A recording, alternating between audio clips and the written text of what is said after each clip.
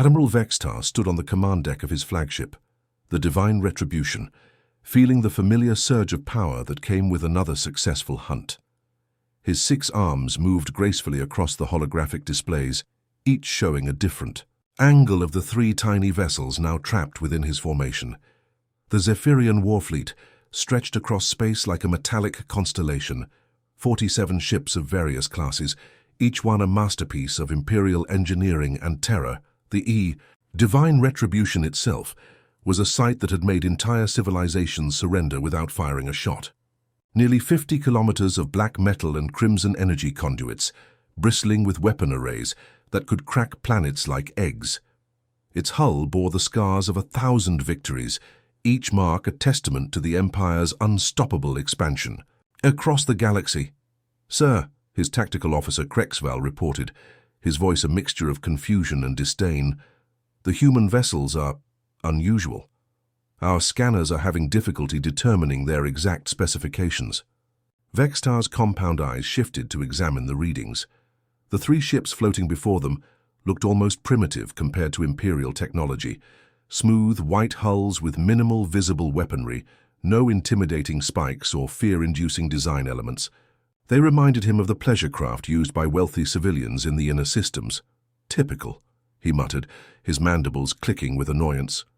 Another species that achieved basic spaceflight without understanding true power. He had seen it countless times before, civilizations that could barely leave their home systems, convinced they were ready to join the galactic community. The Empire always taught them otherwise. Behind him, his crew of seasoned warriors moved with practiced efficiency. Zephyrians were born for warfare, their multiple arms allowing them to operate complex weapon systems while maintaining tactical awareness. Their exoskeletons gleamed under the bridge's red lighting, each soldier a product of millions of years of evolution on a harsh world where only the strongest survived. "Communications," Vextar commanded, his voice echoing through the vast bridge. "Open all channels. Let's give these humans their one chance at survival." The communications array hummed to life, broadcasting his words across every frequency these primitives might be using. His translator implants would ensure they understood every word, regardless of their crude language. "Primitive vessels of the species called human," he began, letting his voice carry the full weight of imperial authority. Each word was carefully chosen, designed to break the spirit of lesser beings before the first shot was fired. "You have entered territory claimed by the Zephyrian Galactic Empire. Your ships will power down their engines and surrender immediately. You will prepare for Imperial processing and integration into our workforce. Resistance is futile and will result in immediate termination." He paused, allowing the words to sink in. In his experience, most species needed a moment to fully comprehend their situation. Some begged, others threatened, many simply went silent with terror. The Empire's reputation preceded them across most of the galaxy. Stories of entire worlds consumed, populations enslaved, cultures erased. Fear was often their most effective weapon, but the response that crackled back through the comm system was unlike anything in the Empire's extensive first contact database. Laughter. Pure, unrestrained, genuine laughter. Not the nervous giggling of a terrified species trying to mask their fear, not the bitter laughter of the doomed accepting their fate.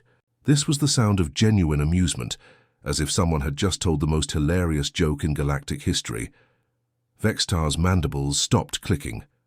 Around the bridge, his crew exchanged confused glances.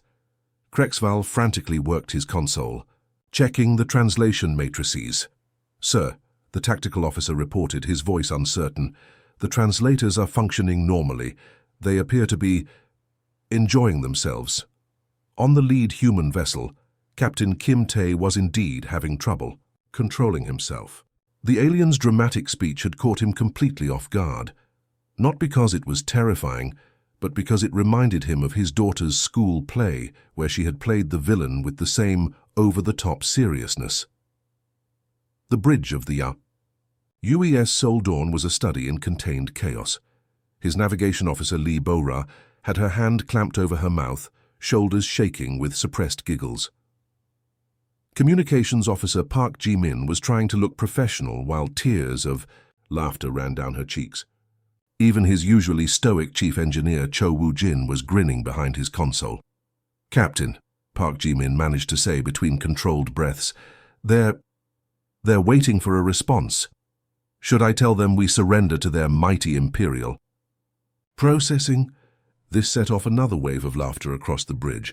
Tay wiped his eyes and tried to compose himself. These aliens clearly had no idea what they were dealing with, and their pompous introduction was just too perfect. No, he said, still chuckling. "Let's be polite. Open a channel." The response that came back to Admiral Vextar was cheerful. Hand relaxed, completely devoid of the fear or anger he expected. "Well, hello there, Admiral," came the human captain's voice, still carrying traces of amusement. "Thanks for the dramatic welcome. Really impressive stuff. The whole resistance is futile thing was a nice touch. Very classic villain. But we're actually just here for some friendly exploration. No need for all the doom and gloom." Vextar felt his confidence waver slightly.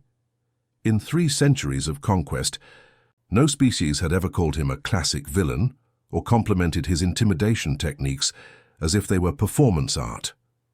"Your response is inadequate," he replied, trying to regain control of the situation. "Explain this auditory phenomenon. Why do you produce these sounds in the face of certain destruction? On the human bridge, Li Bo-Ra lost it completely." "They want to know why we're laughing," she gasped, which set off the entire crew again.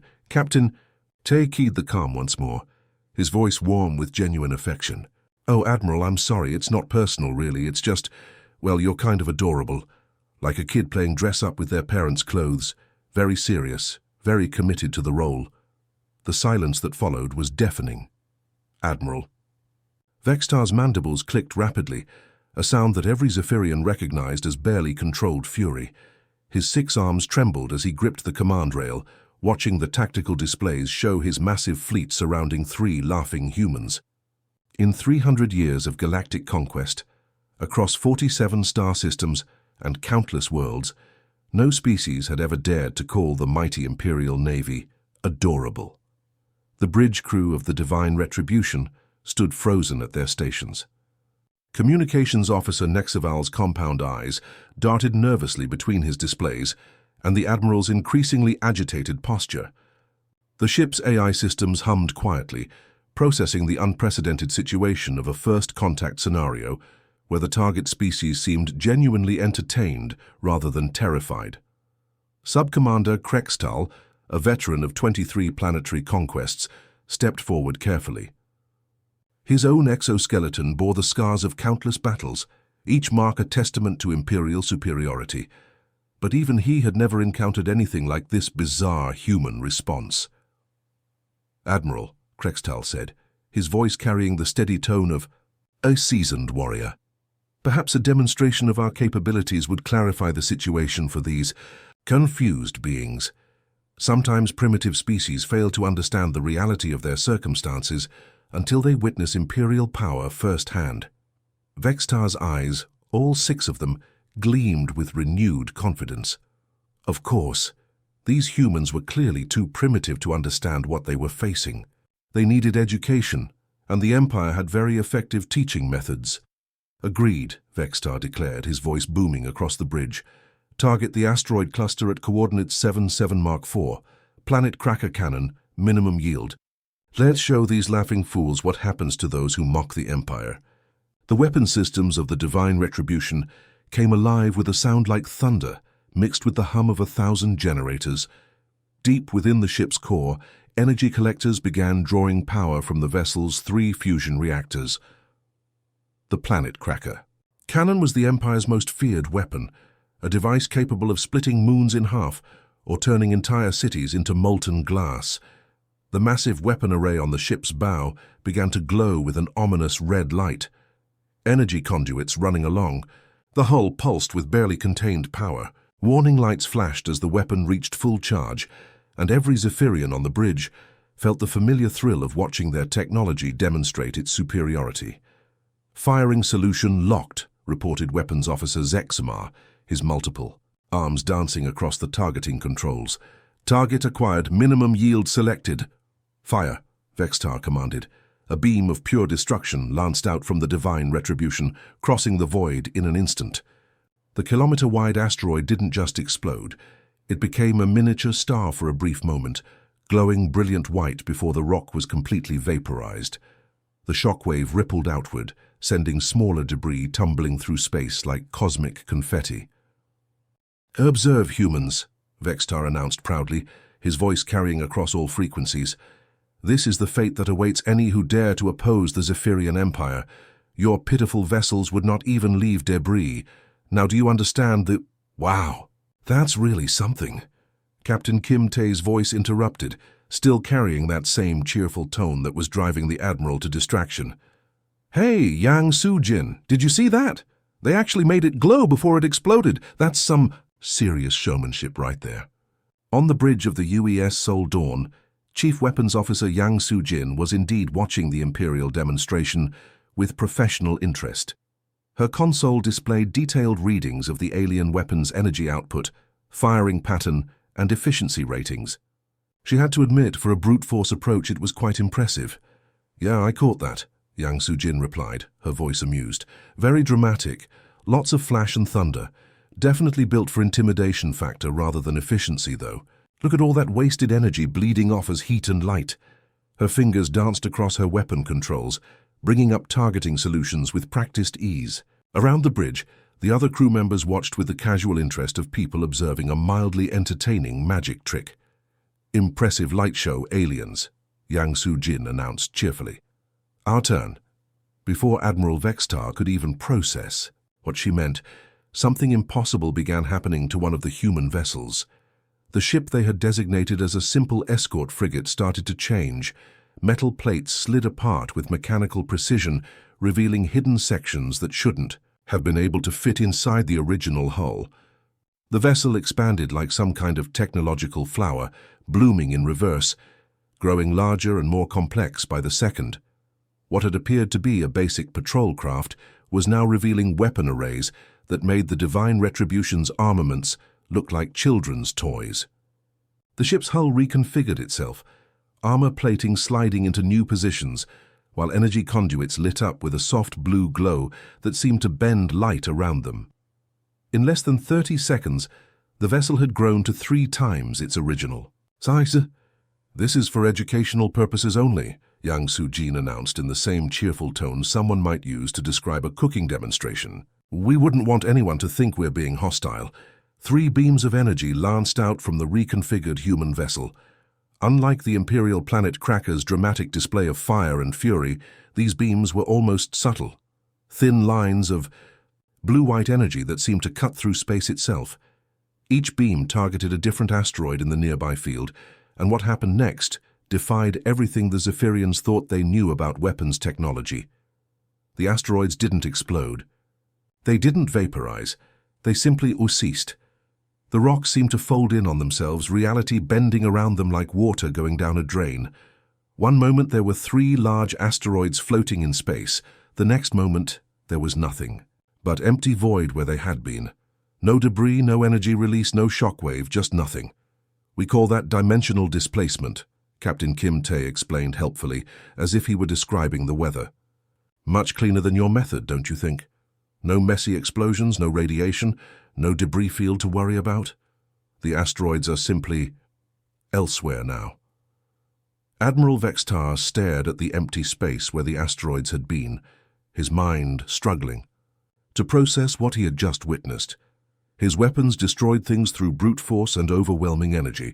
The humans had apparently just erased matter from existence as casually as someone might erase writing from a board. "Impossible," he whispered, but his senses confirmed what his eyes were telling him. The asteroids were gone without a trace. Sub-Commander Krextal had survived 23 planetary conquests, witnessed the destruction of entire star systems, and commanded fleets that could reduce civilizations to ash. But nothing in his 3 centuries of military service had prepared him for what he was seeing on his tactical display now. His 6 hands moved frantically across the holographic controls, running diagnostic after diagnostic, hoping that somehow his instruments had malfunctioned. "Admiral," he called out, his voice carrying a tremor that his crew had never heard before. "The energy signatures, they're impossible. According to our readings, those human vessels should have torn themselves apart generating that much power. The laws of physics shouldn't allow for this." The bridge of the divine retribution had fallen silent except for the hum of computers, working overtime to process data that made no sense. Every Zephyrian warrior present had based their entire understanding of warfare on the simple principle that bigger ships carried bigger weapons and more power. It was a universal constant until... Now Admiral Vextar's compound eyes focused on the tactical displays, his confidence evaporating like morning mist. The readings showed energy outputs that should have required vessels the size of small moons, yet the human ships remained stubbornly small on their visual scanners. "Explain," Vextar demanded, though his voice had lost the commanding authority that had once made entire species tremble. Krextal's exoskeleton was clicking nervously as he pulled up more detailed scans. "Sir, this is where it gets truly impossible. According to our instruments, each human ship is simultaneously registering as both its visible size and approximately 40 times larger. Our computers are generating error messages because they believe we're looking at spatial anomalies, not actual vessels." The Admiral's mandibles stopped their rhythmic clicking entirely. 40 times larger? That's impossible. We can see them with our own eyes." "That's just it, sir," Krextal continued, his voice growing more strained. "Our optical sensors show small ships, but our energy detectors, mass spectrometers, and gravitational sensors are all reading massive vessels. It's as if we're looking at ghosts that cast shadows the size of mountains." Captain Kimte's voice crackled through the comm system again, carrying that same infuriatingly cheerful tone that was beginning to haunt the Imperial bridge crew. "Having some trouble with your sensors? That's totally normal when you first encounter folded space technology. Don't worry about it, most species get confused the first time they see it." Vextar felt something cold settle in his stomach. "Folded space technology?" "Oh yeah," Tay replied casually, as if discussing the weather. "We compress our ships for easier travel.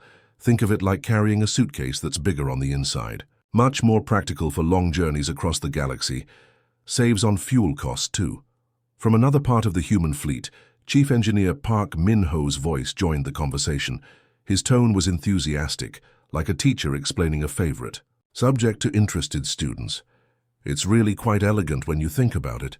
We take the basic principles of spatial compression and apply them to ship design. Think of it as practical origami, but instead of folding paper, we're folding space-time itself." The Zephyrian bridge crew exchanged horrified glances. They had conquered dozens of species, each one representing a different level of technological advancement. But none had ever mentioned casually manipulating the fabric of reality itself. "We learned the technique from studying black hole event horizons," Park Min-ho continued, his voice carrying the pride of someone discussing a difficult engineering problem they had solved. "Took us about 15 years to figure out how to do it safely without creating miniature singularities. Lost a few research stations in the early days, but that's how science works, right?" Admiral Vextar felt his worldview cracking like brittle metal under stress. "You claim to manipulate space-time itself? Claim?" The laugh that came back belonged to Engineer Lee Haiwan from what appeared to be the third human vessel. "Admiral, we've been doing this for decades. How else do you think we fit 3 full battle fleets into what looked like simple escort vessels?" As if summoned by her words, the 3 human ships began to change again. But this time, instead of just expanding, they began to multiply. What had seemed like a small diplomatic convoy started revealing its true nature as dozens of additional vessels emerged from what appeared to be empty space. The process was mesmerizing and terrifying. Ships materialized like flowers blooming in fast forward, each one sliding out of compressed space with the smooth precision of a well-oiled machine. Destroyers, cruisers, battle platforms, and support vessels appeared in perfect formation, their hulls gleaming with the same impossible blue energy that had erased the asteroids. "Impossible," whispered Weapons Officer Zexmar, watching his targeting systems struggle to keep up with the rapidly expanding fleet. "Where were they hiding? Our sensors detected nothing." They weren't hiding, Krextal replied, his voice hollow with dawning understanding. They were compressed, folded into a space smaller than a storage closet, and carried inside those 3 ships like cargo. The human fleet continued to expand, revealing layer after layer of military might that had been invisible moments before.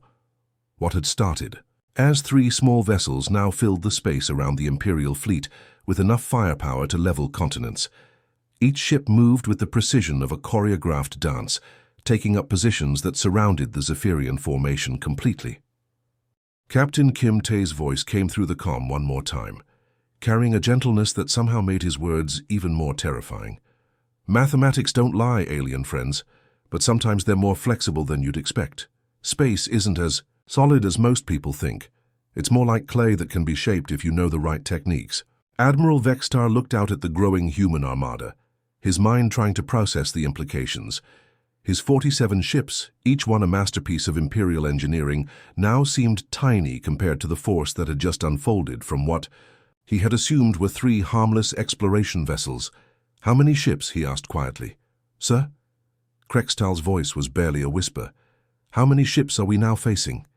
The sub-commander's hands trembled as he checked the tactical display. "Currently, reading, 317 vessels, sir, and they're still expanding." The bridge fell silent, except for the sound of the Admiral's mandibles clicking one final time, before stopping entirely. The emergency beacon from Admiral Vextar's flagship sent ripples across the Zephyrian Empire's communication network, reaching command stations scattered across dozens of star systems. Within hours, 6 additional Imperial fleets had arrived through hyperspace jumps, their massive forms emerging from swirling portals of twisted light and energy. The Sol system now hosted the largest gathering of Imperial firepower in over a century. 67 of the Empire's finest warships spread across the void like a metallic storm cloud. Dreadnoughts the size of cities floated alongside sleek destroyers and heavily armed cruisers. Each vessel bore the crimson and black colors of Imperial authority, their hulls scarred by countless victories across the galaxy. The combined firepower represented enough destructive capability to sterilize entire worlds. Admiral Vextar stood on his bridge, surrounded by the tactical displays showing his overwhelming force. Surely these laughing humans would finally understand their situation. No species in galactic history had ever faced this much Imperial might and continued to resist. "Attention, human vessels," Vextar broadcast, trying to inject his voice with renewed authority. "Surely now you understand the futility of resistance. You face the combined strength of 7 Imperial fleets. Your surrender is the only logical choice." But the response that came back was different from the cheerful laughter they had heard before. Captain Kim Tae's voice carried a quiet intensity that made every Zephyrian on the bridge unconsciously step back from their stations. "Admiral, I think there's been a serious misunderstanding here," Tae said, his tone calm but carrying an undercurrent that made Vextar's exoskeleton crawl with instinctive unease. "You keep talking about resistance and surrender, but we're not here to fight anyone. These aren't even warships." Sub-Commander Krextal's mandibles clicked nervously. "Impossible.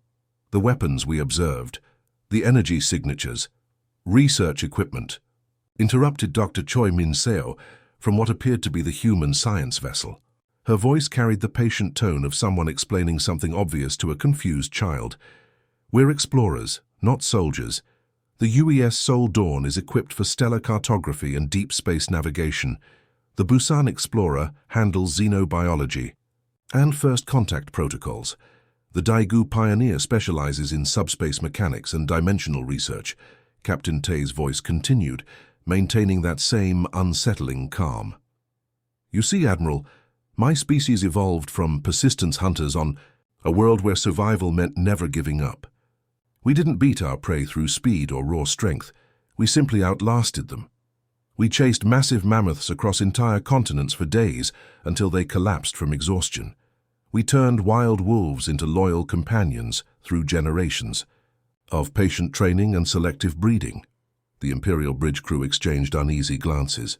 Something about the human captain's tone suggested this wasn't just casual conversation about evolutionary history. Navigation Officer Park Ji-min's voice joined the discussion, quiet but clear. "We've been watching your empire's expansion across the galaxy for 70 years, Admiral, learning your tactics, studying your technology, analyzing your strengths and weaknesses. We've been preparing." Admiral Vextar felt something cold settle in his multiple stomachs.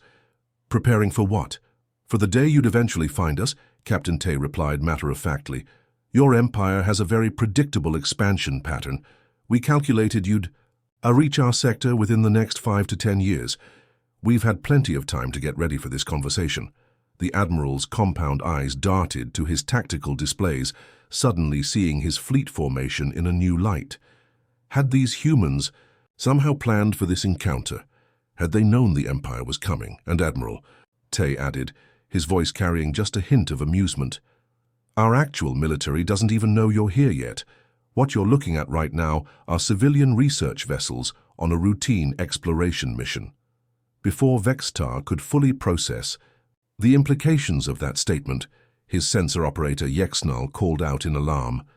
"Admiral, we're detecting massive spatial distortions throughout the system. Something's happening to space itself." The void around both fleets began to shimmer like heat waves rising from sun-baked metal. Reality seemed to ripple and bend as something vast stirred in the darkness between stars. The distortions spread outward in concentric circles, each wave revealing new contacts on the Imperial sensors.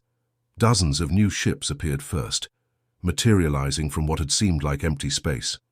Then hundreds, then thousands. Each vessel that emerged was larger and more heavily armed than the research ships they had been facing. These were clearly military vessels, built for war rather than exploration, their hulls bristling with weapon. Arrays that made even the Imperial dreadnoughts look underfunded. "Stealth fleets," whispered Krextol, his voice barely audible. "They've been here the entire time, hidden somehow." "Not hidden," corrected Dr. Choi Minseo helpfully. "Positioned in parallel dimensional space. We learned that trick from studying how your species uses hyperspace for travel. Much more efficient than traditional cloaking technology." The human military vessels continued to appear, filling the Sol system with a display of force that dwarfed the Imperial fleet. Ships the size of moons emerged alongside smaller craft that moved with predatory grace. The formation was perfect, surrounding the Zephyrian forces in a sphere of contained violence. Admiral Vextar stared at the tactical display as his computers struggled to count the enemy vessels. The numbers kept climbing: 5,000, 10,000, 15,000 ships. Each one represented technology that seemed decades ahead of Imperial capabilities. "How?" he asked, his voice barely a whisper. Captain Kim Tae's reply carried that same gentle tone that had somehow become more terrifying than any battle cry. 70 years of preparation, Admiral. We had time to think about this meeting. Time to plan. Every detail. We knew you'd bring reinforcements when your first contact didn't go as expected. We knew you'd try to intimidate us with superior numbers." The human captain paused, and when he spoke again, there was genuine warmth in his voice. "We really do appreciate the house call, though. Saves us the trouble of coming to find you. We've been meaning to introduce ourselves to your empire properly for quite some time now." Around the Imperial fleet, the human vessels held their positions with mechanical precision. No weapons were powered up, no targeting systems were active, but the message was clear. The hunters had become the hunted, and they hadn't even realized the chase had begun. "What do you want from us?" Vextar asked, his voice carrying the defeat of a predator who had suddenly discovered he was prey. "To talk," Captain Tay replied, simply. "Just to talk." Admiral Vextar sat alone in his personal quarters aboard the Divine Retribution, the vast command chamber that had once symbolized his absolute authority, now feeling more like a museum display of outdated thinking. The polished metal walls reflected the soft glow of his workstation, where a half-completed report flickered on the holographic display, its urgent red text seeming to mock his previous confidence. Through the massive viewport that dominated one wall of his quarters, he could see the human fleet spread across space like a three-dimensional constellation. Even now, hours after their initial demonstration, the sight made his exoskeleton tingle with a mixture of awe and primal fear. Ships of impossible design floated in perfect formation, their hulls gleaming with that same blue energy that seemed to bend light around them. Some vessels were larger than imperial dreadnoughts, while others moved with the graceful precision of living creatures rather than mechanical constructs.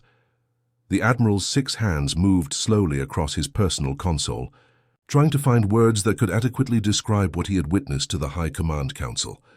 How do you explain to the most powerful beings in the galaxy that they were no longer the most powerful?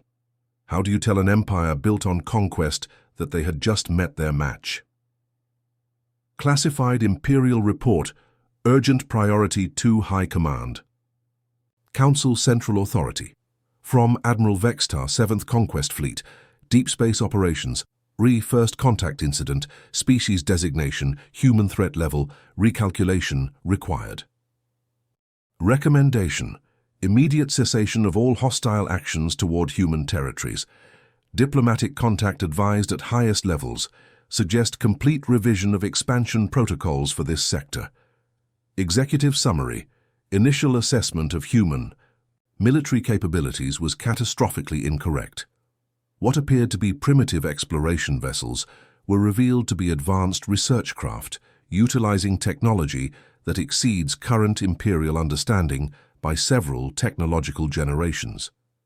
Species demonstrates complete mastery of spatial compression, dimensional manipulation, stealth technology, and strategic planning spanning multiple decades. Tactical analysis: human forces demonstrated the ability to deploy fleet-sized formations from compressed space storage, effectively making their true military strength impossible to assess through conventional reconnaissance. Their weapons technology appears to manipulate space-time itself, making traditional defensive strategies obsolete. Strategic implications: the human species appears to have been actively preparing for contact with the Empire for approximately 7 decades. They possess detailed intelligence on Imperial tactics, technology, and expansion patterns. This suggests a level of long-term strategic thinking that surpasses our current military doctrine. Vextar paused in his writing, staring at the words on his screen. They seemed inadequate to capture the reality of what had happened. He added a personal note, something that would have been unthinkable just hours earlier. Personal observation: they never stopped laughing until they decided to get serious. When they got serious, I finally understood why they had been laughing. In the first place, we were never the threat in this encounter. We were the entertainment. A soft chime interrupted his thoughts, the familiar sound of an incoming priority communication. Communications Officer Nexaval's voice carried across the intercom, trembling slightly with barely controlled anxiety. "Admiral, we're receiving a final transmission from the main human fleet. They're requesting direct communication with you personally." Vextar straightened in his command chair, his mandibles clicking nervously. "Put it through to my quarters. Full encryption protocols." "Aye, sir. Channel open." Captain Kim Tae's voice filled the room, carrying that same warm, friendly tone that had somehow become both comforting and terrifying over the past few hours. "Admiral Vextar, it's been a genuine pleasure meeting you and your people today. I hope we've cleared up any misunderstandings about our intentions." "Captain," Vextar replied carefully, "your demonstration was quite educational." "Good, good. We're heading home now, but we're leaving behind our diplomatic vessel Harmony Bridge with Ambassador Song Yu-jin aboard. She's fully authorized to discuss trade agreements, cultural exchanges, technological cooperation, and mutual defense pacts if your empire is interested." Vextar found himself leaning forward, his compound eyes focused intently on the communication array. "Mutual defense pacts?" Ty's chuckle was genuine and warm. "Well, you're not the only expanding empire out there, are you? The galaxy's a big place with lots of different species, and not all of them are as reasonable as you've turned out to be. We figure it's much better to make friends than enemies, especially when those friends have such impressive fleets." The Admiral looked out at his own massive dreadnought formation, 47 of the Empire's most powerful warships arranged in perfect battle formation. For the first time, he tried to see them through human eyes rather than his own species' perspective. They were impressive, certainly, with their angular hulls and intimidating weapon arrays, but now they seemed almost decorative. beautiful in their own way but clearly outmatched by the casual technological superiority he had witnessed today. Besides, Tay continued, his voice carrying genuine curiosity, we're really interested in learning about your species and culture. Any civilization that can build ships this aesthetically pleasing must have fascinating art, literature, and music. Our xenobiology teams are practically vibrating with excitement about the possibility of cultural exchange. And, Admiral? Tay's voice took on a slightly more formal tone, though the warmth remained. Next time you want to visit our solar system, just send a diplomatic message ahead of time. We'll throw you a proper welcome party. Korean barbecue is really something special, and our diplomatic corps has been working on some excellent recipes that should be compatible with your species' dietary requirements. Through his viewport, Vextar watched as the massive human fleet began to fade away like morning mist. Ship after ship folded back into compressed space, their hulls seeming to collapse inward until they simply vanished from both visual and sensor detection. Within minutes, the vast armada that had filled the Sol system with overwhelming firepower had reduced itself to a single, elegant vessel, broadcasting peaceful intentions on all frequencies. The Harmony Bridge was a work of art as much as a diplomatic vessel. Its curved hull seemed to flow like liquid metal, covered in the same blue energy patterns that had characterized all the human ships. It settled into a stable orbit between the two fleets, a physical bridge between two very different civilizations. Vextar returned to his report, staring at the final paragraphs for a long moment before adding one last line. Final assessment. We are no longer the apex predators of this galaxy. Recommend immediate integration protocols with human government representatives. They appear to be genuinely friendly, which may be the most terrifying thing of all. A species with this level of technological and strategic superiority, choosing diplomacy over conquest, suggests a maturity that our empire has yet to achieve. Request immediate guidance on how to proceed with a species that could destroy us but would rather invite us to dinner. Outside his viewport, Ambassador Song Yu-jin's ship waited patiently in the void, its communication arrays already reaching out to establish formal diplomatic contact. The soft blue glow of its hull seemed almost welcoming in the darkness of space, promising conversations that would reshape the balance of power across the galaxy. For the first time in 3 centuries of conquest, Admiral Vextar found himself genuinely curious about what would happen next. The end.